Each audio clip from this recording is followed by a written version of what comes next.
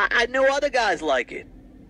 One of the guys didn't win $1 million, but won enough to get his wife a nice birthday present. And that's what it's about. That's what it's about. We welcome to the show a guy that listens to the show. Now he's a star. Brian Ambrose. Brian, how we doing? Morning, Tony. Hey, so Morning, Brian, Tony. How's it going? It's going good. Now, Brian, I was telling people that, I'm fascinated by this industry, and Bloomberg came out with an article this week that, basically you can't win at fantasy sports, and there's a lot of people bashing it. Now, you're a guy that plays a couple lineups every day, and you go out there and you have fun with it is where I go from it. I don't think you're on a course for doing this for a living, but a couple extra bucks would help you out, right? Absolutely. I think that's Right? one of the biggest problems. I think that's one of the biggest problems with the advocates of it. I do it mainly for the competition and for the fun of it. I mean, you and I have been doing a daily head-to-head all year long. I mean, Yep. it's a $5 head-to-head. Nobody's getting rich off of that. No, not at all. And it's funny, Brian won $7,000 at FanDuel, but I took his $5 that night. So I was kind of excited about that, and I was kind of excited you won. Now, how do you feel? You came in third place in a big tournament. How many people were in the tournament? What was the entry fee of the tournament that you came in third place? It was a $3 entry. It was 76,666 entries.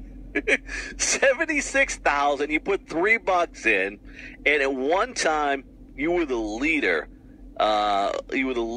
And tell me your feelings at that point when you were in first place, and all of a sudden you're realizing you just spent $3 and you might turn it into $15,000. But you know what it is? I play a lot of the 50-50s and the head-to-head. Not a lot. I mean, maybe $30, $40 a night. And once in a while, I'll throw a $3 entry in. Tuesday night, I was exhausted. I laid down in bed. I grabbed the iPad. I looked. I seen that my head-to-heads were doing horrendous. But I looked up at my total winnings, and it said $15,000. I was like, what? I had to take a second look at it. So I went into it, and I took a look, and I seen, wow, look at this. I'm leading. If you recall, I sent you over a message. Tony, take a look at this. I was pretty shocked because this entry actually started as a joke between Chris from Staten Island and Jerry Colvin and I with Matt Moore. Matt Moore, and Jerry's like, yeah, Matt Moore, he's going to get rocked. And you know what? He came out, he gave up 2 runs in the first, and I was like, yeah, tonight's a waste of night.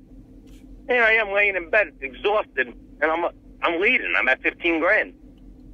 I'm watching the Yankees game. They're blowing the lead. And Beltran hit the home run. That hurt me a little bit. And I'm just sitting there. I'm all excited at this point. I was like, wow, look at this. I'm fighting to keep my eyes open. And there it came at about 11:30.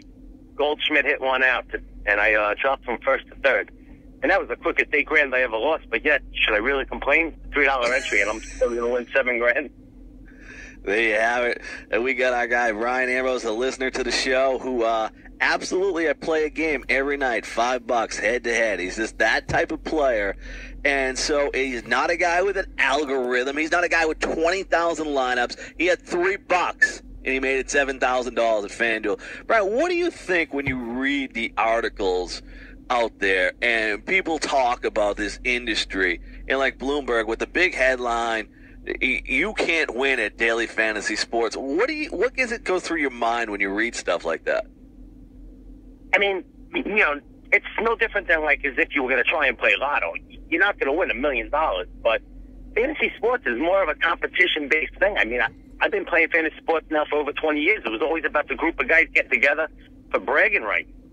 And, of course, the money at the end of the day was always nice, but if you're going to play to try and earn a living off of it, I'm not so sure that's the way to go. But if you're going to play for competition and get in for a little joy of it, and see where you go, and, hey, you never know, like the commercial says. And, I mean, I'm an example of it. Who expected to hit for $7,000 on a $3 entry?